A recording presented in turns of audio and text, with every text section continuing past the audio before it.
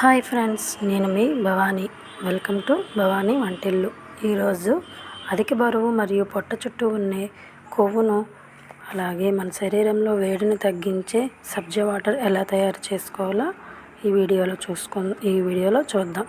మరియు ఈ వీడియోను స్క్రిప్ట్ చేయకుండా చూడండి.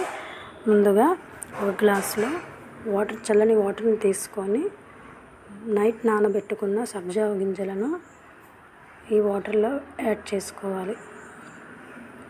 ఇలా యాడ్ చేసుకొని బాగా కలుపుకొని ఒక నిమ్మకాయని పిండుకొని వేసుకోవాలి. ఇలా వేసిన తర్వాత కొంచెం సాల్ట్ అలాగే 2 స్పూన్స్ షుగర్ యాడ్ చేసుకోవాలి.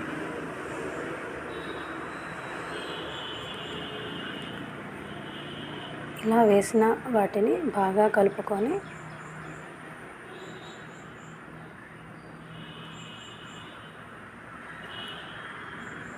ఈ వాటర్ను డైలీ తీసుకోవడం వలన మన శరీరంలో కావలసిన గ్లూకోజ్ అందుతుంది, తక్షణమే శక్తి లభిస్తుందండి.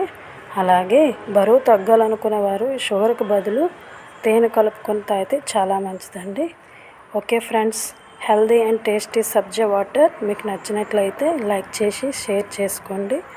అలాగే నా ఛానల్ని సబ్స్క్రైబ్ చేసుకోవడం మర్చిపోకండి. Thank you for watching.